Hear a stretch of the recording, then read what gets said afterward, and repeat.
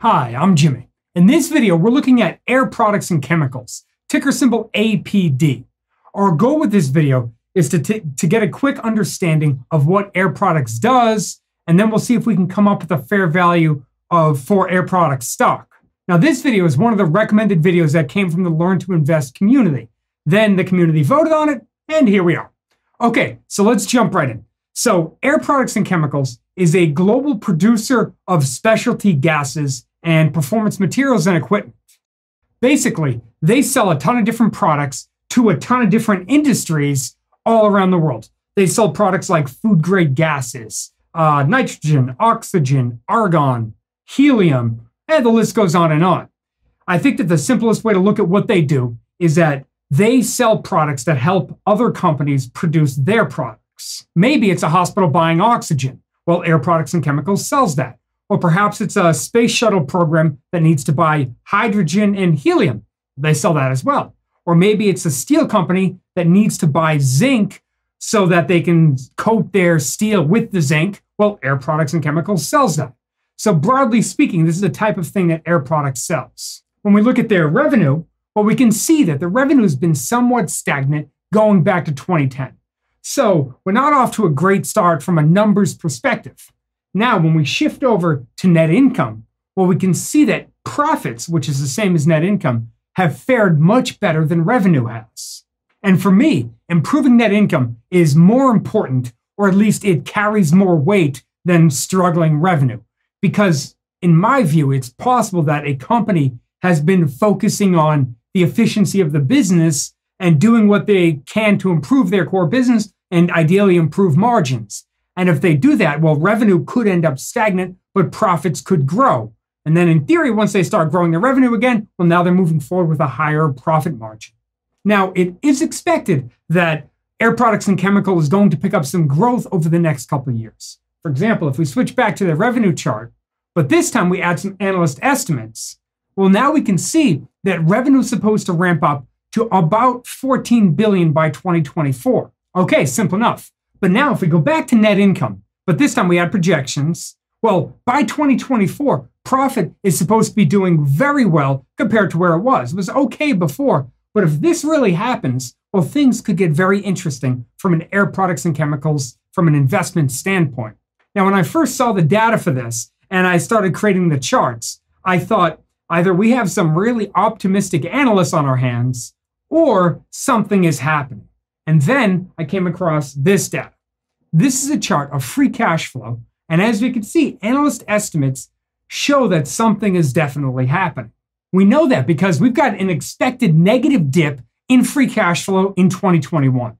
So without reading any press releases or looking at SEC filings, well, we know that Air Products and Chemicals is doing something, probably a capital-intensive project. Probably something like building a plant or something along those lines. And when I dug in a bit further, well, it turns out that Air Products and Chemicals just signed a deal with ACWA Power and NEOM.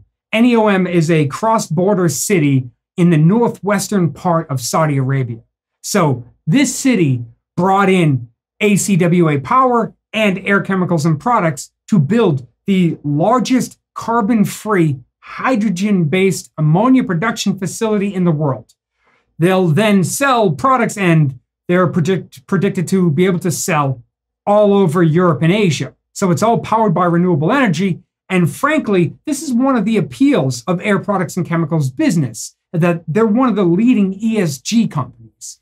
ESG is short for environmental, social, and corporate governance. So they're a very environmentally friendly company.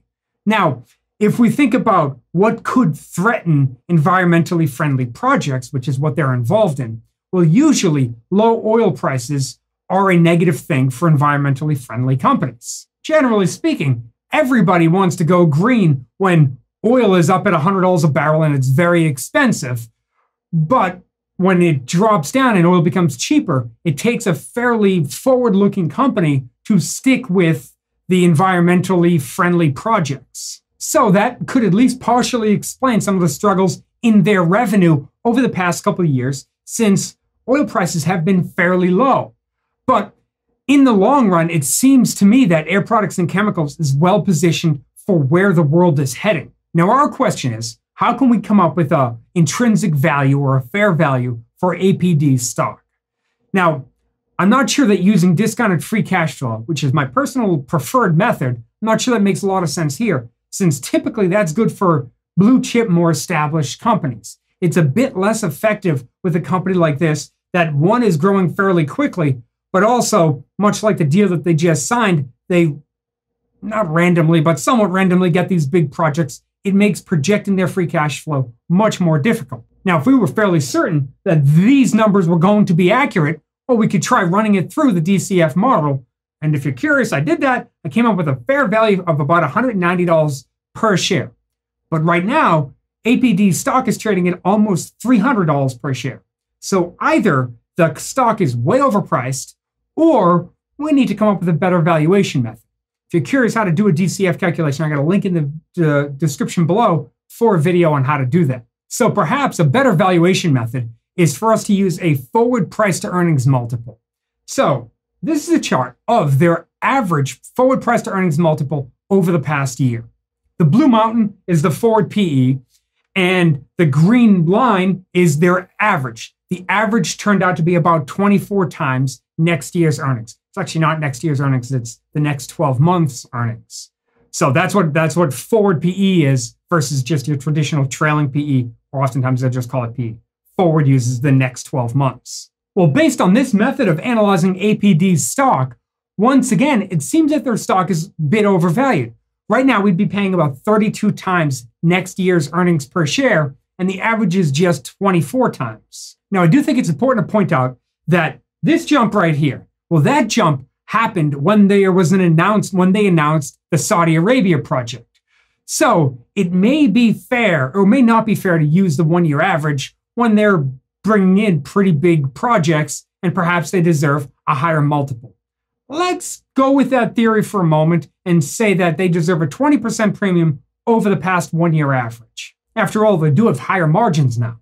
So with that, that would bring their fair value using 29x instead of the average of 24x. Well, that would bring their fair value using 12 months earnings per share, estimated to be about $9 right now, according to analysts. Well, that would bring their fair value for the stock to be about $260 per share. And once again, the stock right now is currently slightly below 300. I think it's at about $290 per share.